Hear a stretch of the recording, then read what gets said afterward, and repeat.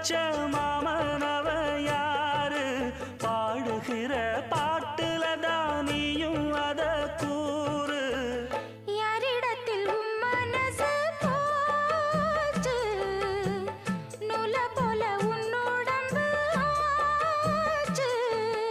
பூங்குயிலே பூங்குயிலே கேளு